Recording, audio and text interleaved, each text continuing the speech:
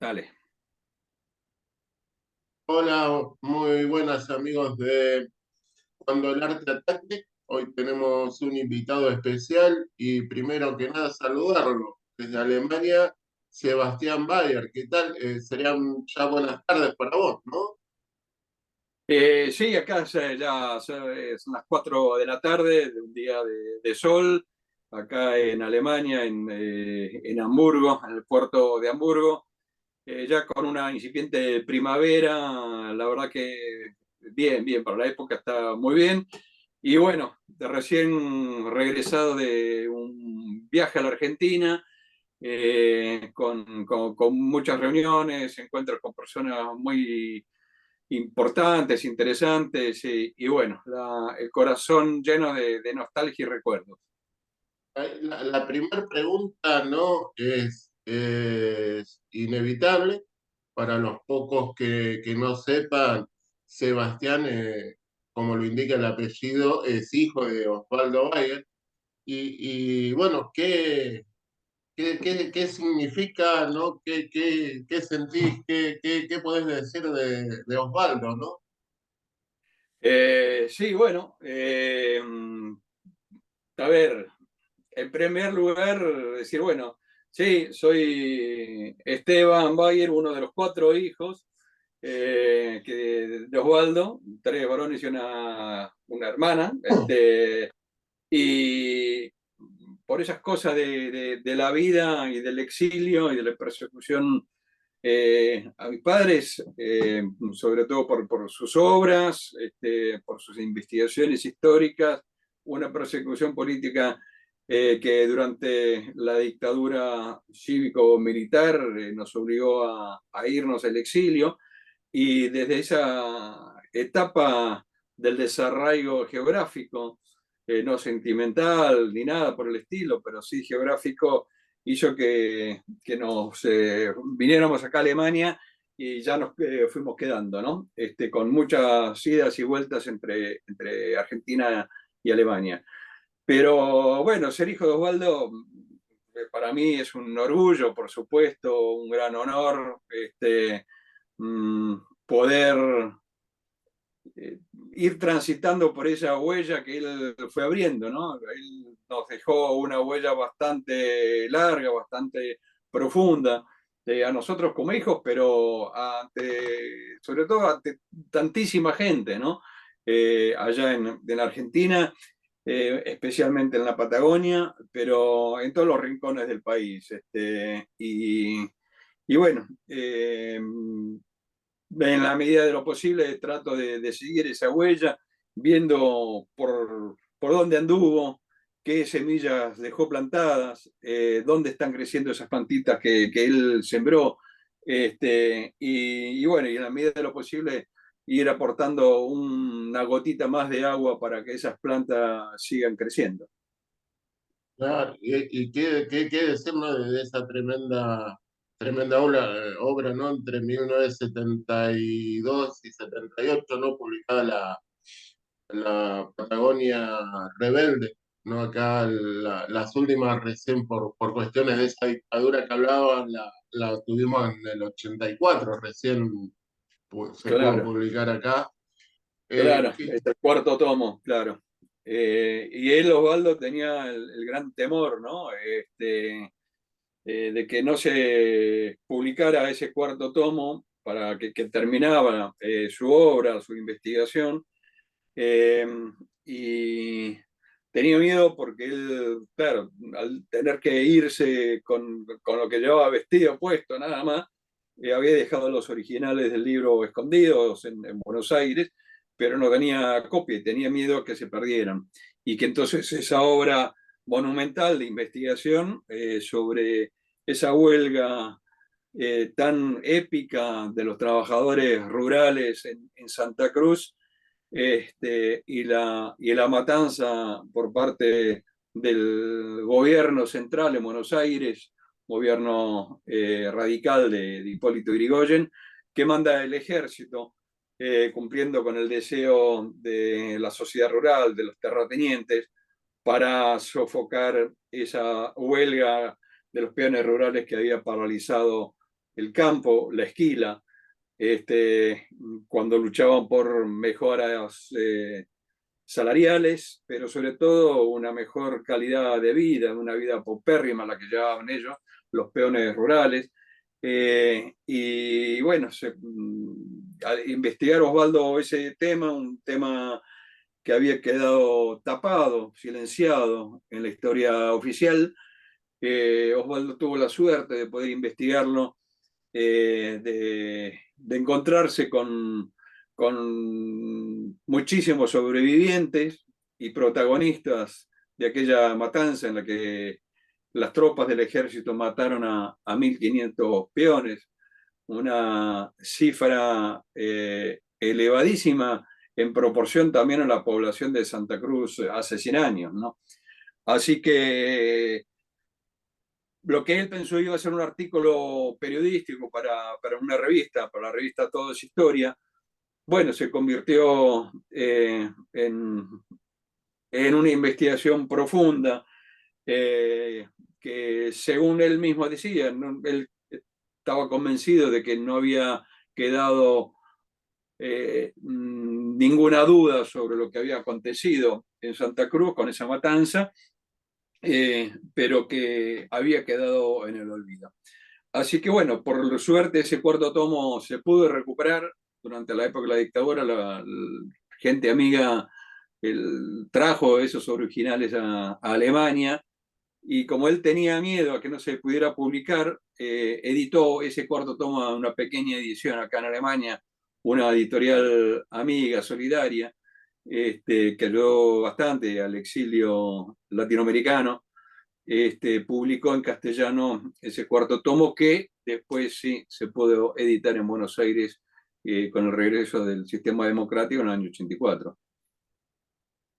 Ahí, sí, y pensar, ¿no? Recién a 50 años de ocurrido los hechos, la masacre, los asesinatos, se empezó a publicar algo, ¿no? Claro, Cuán oculto que estuvo. estaba completamente oculto, tapado, no solo por la historia oficial, sino que la gente misma no hablaba de ese tema, no se hablaba. ¿Y por qué no se hablaba? Él, Osvaldo, tenía la explicación que los familiares de los fusilados, los peones que sobrevivieron, los dirigentes que sobrevivieron, no volvieron a tocar el tema por temor. Ese terror impuesto por los militares y los dueños de las estancias, que eran dueños de las vidas de los peones, ese terror que impusieron provocó un temor, un miedo, a represalias, y por eso nunca hablaron. Y los que cometieron esos crímenes no hablaron por pudor, por vergüenza, para tratar de que no se supiera que habían matado a gente indefensa, que habían matado a peones rurales. Y eh, por suerte, Osvaldo se encontró con, como decía, con muchos sobrevivientes, protagonistas, y habló sobre todo con soldados y oficiales que habían participado en esa campaña militar, y se encontró con un fenómeno que a él le fascinó muchísimo. ¿Por qué de pronto empezaron a hablar esos conscriptos, esos oficiales?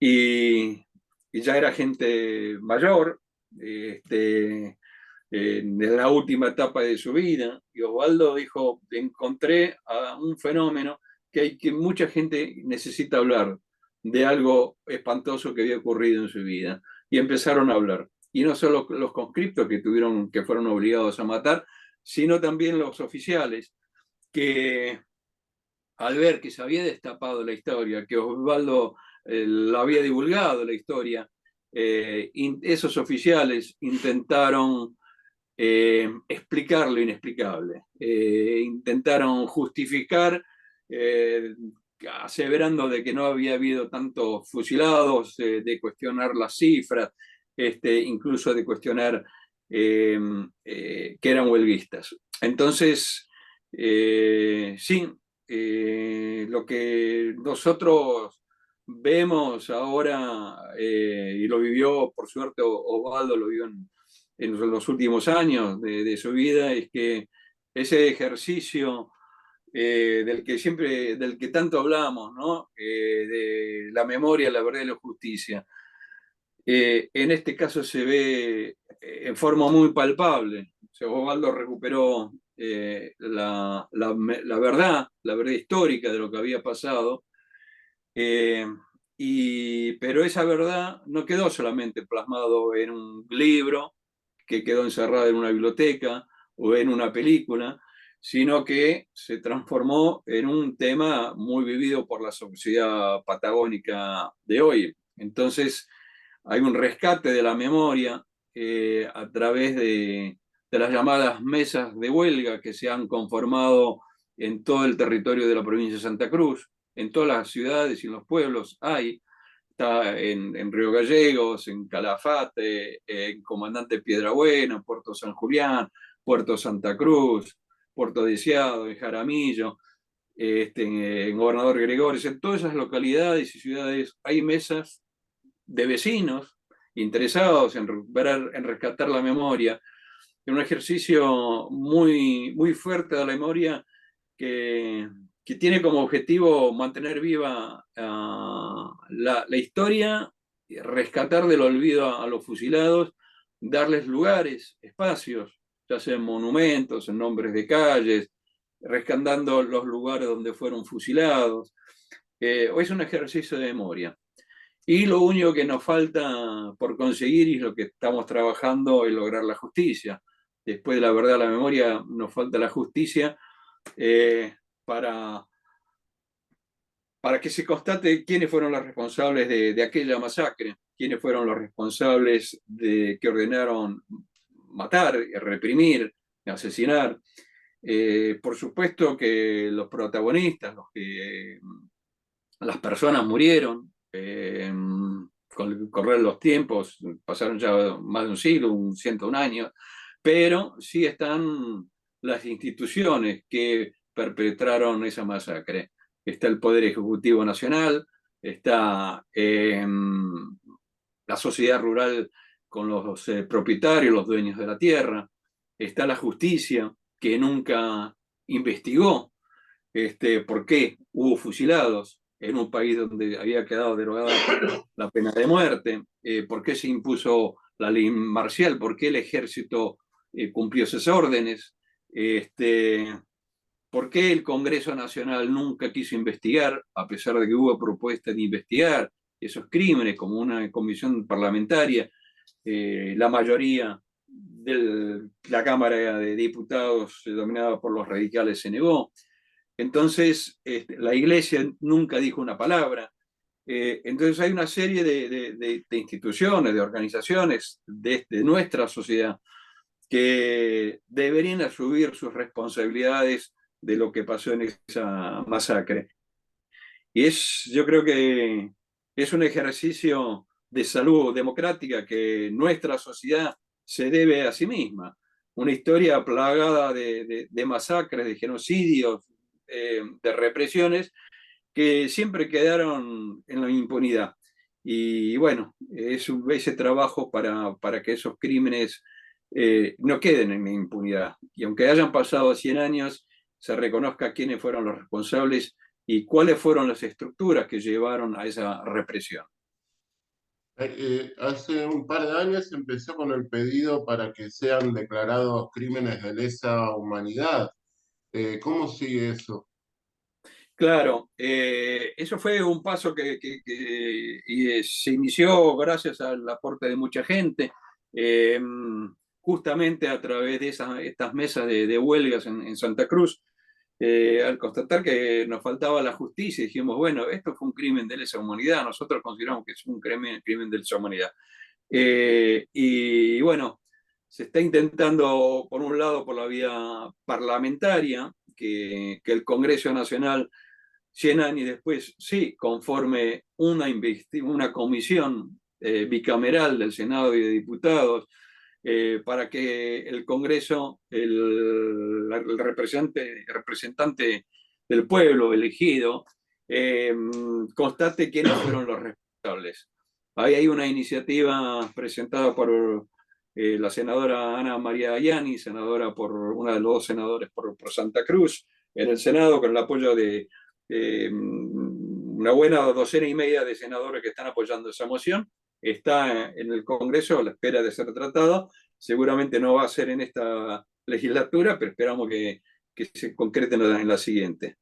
Y por otro lado, hay una querella ante la justicia para que sea la justicia la que lleve adelante una investigación, aquella investigación que nunca llevó adelante, nunca se comprometió a investigar, a pesar de las denuncias que ha habido. Y ahora sí, hay una querella presentada por la por el gobierno de la provincia de Santa Cruz, a través de la Secretaría de Derechos Humanos de la provincia, apoyada por la Secretaría de Derechos Humanos de Nación, y a la que se incorporaron a esta querella también familiares de fusilados y perseguidos de aquella huelga, que son familiares, nietos, bisnietos, de fusilados y familiares de sobrevivientes, pero perseguidos, y que se presentan como querellantes para establecer quiénes fueron los responsables de la muerte de sus antepasados, ¿no? O en otros casos, para establecer dónde están los restos de aquel abuelo o tío abuelo o bisabuelo que fue fusilado y del que nunca más se supo dónde fue fusilado y dónde quedó enterrado. Entonces se le pide a la justicia que acelere ahora la investigación para que se den con los restos. Así que es una tarea de una trascendencia política importante, que sea, ya sea el Congreso o la justicia, uno de los tres poderes de nuestro sistema democrático, que establezca que fueron crímenes de lesa humanidad. Por una... los familiares no exigen restitución económica, ni reparaciones de ningún tipo, pero sí quieren que se establezca quiénes fueron los responsables. Yo creo que nuestra sociedad se debe una respuesta a este planteo, que se establezca que fueron crímenes de lesa humanidad, así como para que no quede en la impunidad como tantos otros crímenes perpetrados por el Estado, ¿no? Hay un antecedente reciente, la matanza de Napalpí, en el norte argentino, donde fueron masacrados pueblos originarios, una tribu de los pueblos originarios del COM, y que hace pocos meses la justicia estableció que se trató de un crimen de lesa humanidad. Así que yo creo que la sociedad argentina tiene que aprender de esto, de decir basta a la impunidad y establecer claramente quiénes fueron los responsables, ¿no?, de todo esto. Y yo escuchándote, digo, ¿qué paralelismo con lo que sería la dictadura militar? La prensa demonizó a las víctimas, cuestiona el número, Sí, no se sabe dónde están, sí. ¿no? No, Eh, y es por eso justamente que nosotros impulsamos esta investigación y que se declare el delito de lesa humanidad. Ahí, cuando surgió esto de presentar la querella y todo eso, hay que reconocer que hay un respaldo fuerte por parte de la gobernación en Santa Cruz. Y ahí dijimos qué hubiese pasado en nuestro país si en aquel entonces, hace 100 años, el Parlamento hubiese investigado los crímenes y se hubiese establecido quiénes fueron los responsables, las Fuerzas Armadas, el Poder Ejecutivo, la sociedad rural. O sea, ¿cuál fue la estructura de fuerzas imperante en ese momento? Que siguen siendo las mismas que nos dominan hoy. Pero ¿qué hubiese pasado si se hubiese establecido a cabo responsabilidades, y se termina la impunidad y los responsables pagan por los delitos cometidos?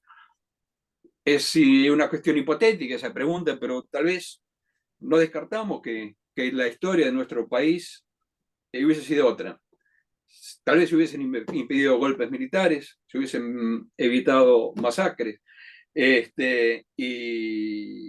bueno, por lo menos hubiera habido una conciencia sobre qué fuerzas conjuntas operan, porque no es solamente una fuerza, los militares, los que llevaron adelante el golpe militar, el último golpe militar, e hicieron desaparecer y asesinar a 30.000 personas, seres humanos.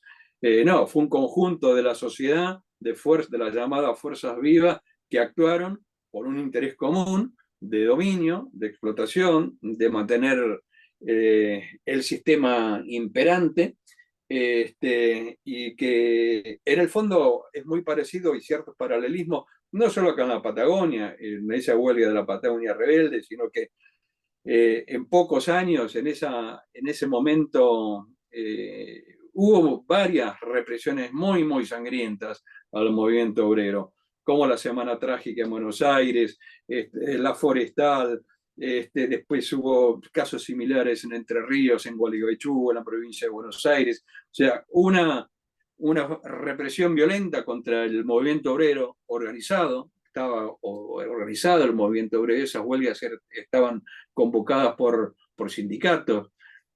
Como ese, había un movimiento sindical socialista, anarquista, muy, muy fuerte, que estaba ganando terreno. Y para acabar con eso fue que se mandó a las tropas a reprimir, y a la policía. Entonces, son casos increíbles, los paralelismos, ¿no?, con la última dictadura. Y cuando recién hablaba de que fueron 1.500 obreros los paneles rurales fusilados o hechos desaparecer, mmm, surge una cifra muy especial. Esos 1.500 obreros representaban el 8% de la población de la provincia de Santa Cruz de aquel entonces. Eso equivaldría a la población de hoy, que hubiese matado solo en la provincia de Santa Cruz a 30.000 personas. Una cifra emblemática, que la mantenemos viva y permanentemente la defenderemos, a pesar de los cuestionamientos y los negacionismos. Y el otro paralelismo es por ejemplo, la Ford, ¿no? Cuando señalaban a los obreros en el 76 y los patrones de estancia señalando a los dirigentes huelguistas, ¿no? Digo, el paralelismo Sí, es el increíble. procedimiento eran las mismas, las fuerzas que actuaban son las mismas, fueron las mismas, los silencios fueron los mismos en los medios de comunicación también, esa mezcla de terror implantado, al mismo tiempo la autocensura o la censura directa impuesta, y la única gran diferencia, y por eso más trágico todavía, los sucesos de la Patagonia, como de la Forestal o la Semana Trágica, porque fueron hechos perpetrados bajo un gobierno llamado democrático, constitucional por lo menos, ¿no? Constitucional, con representantes como diputados y senadores que siempre se negaron a investigar, y la justicia que nunca investigó. Así que yo creo que eso de los señalamientos también de los obreros, de los dirigentes sindicales, es un procedimiento, pero tantas cosas también, ¿no? El botín de guerra, o sea, a los desaparecidos, a los secuestrados en la dictadura, las Fuerzas Armadas, las policías, se llevaron objetos personales, dinero, extorsiones, todo eso. Lo mismo había sucedido 100 años antes en la Patagonia rebelde. Así que yo creo que al ver cómo se repiten estas cosas, que vemos la imperiosa necesidad de que no se olviden ese hecho, que mantengamos viva la memoria y sigamos pidiendo justicia. Sí, sí, sí, sin duda, y toda la sociedad tenemos que acompañar este reclamo porque sigue vigente, porque se siguen cometiendo las mismas cosas en este momento y esa lucha sigue ahora más más que presente. Eh, ahí buscando información, me enteré que conociste, no sé si fue en este viaje o en un anterior, a Néstor Daffinotti, puede ser, que Así es es, nieto de Albino Argüelles y sí, de Isabel Soto, la hija del gallego, ¿no? así es. ¿Qué tal estuvo? Sí, bueno, Isabel Soto, Osvaldo en su investigación tuvo la suerte de conocerla, allá por los años 70, vivía y vive en Chile, y fue un encuentro muy especial, sobre todo los primeros dos encuentros que tuvieron Osvaldo con Isabel Soto. Isabel, cada vez que nos encontramos, ya habla en público, y cuenta cómo lo conoció Osvaldo. Dice, Osvaldo a mí me devolvió mi identidad, este, porque me dio a conocer algo de mi familia que yo desconocía. Eh, el padre Antonio Soto nunca le había contado toda la verdad, a la familia para no asustarla. Y Osvaldo, cuando le cuenta a Isabel Soto que está investigando el tema de la Patagonia Rebelde y le cuenta que su padre, Antonio Soto, había sido uno de los principales cabecillas, ella dice que no era cierto. Hasta que Osvaldo trajo la foto, los documentos originales y todo eso, y así Isabel Soto empezó a conocer la verdadera historia. Ella sigue viviendo en Chile, es un trato muy compañero el que tenemos. Ella siguiendo también la lucha de su padre. Y con Néstor Daffinotti, el encuentro fue hace pocos años, nos conocimos. Mi padre sí, lo había conocido ya a Néstor, en varios encuentros, y tal vez el más, o sea, Néstor Daffinotti es el nieto de Albino Argüelles. Albino Argüelles era un dirigente eh, sindical que había llegado a la Patagonia proveniente de Buenos Aires, donde había estado metido en las huelgas de los metalúrgicos en Buenos Aires.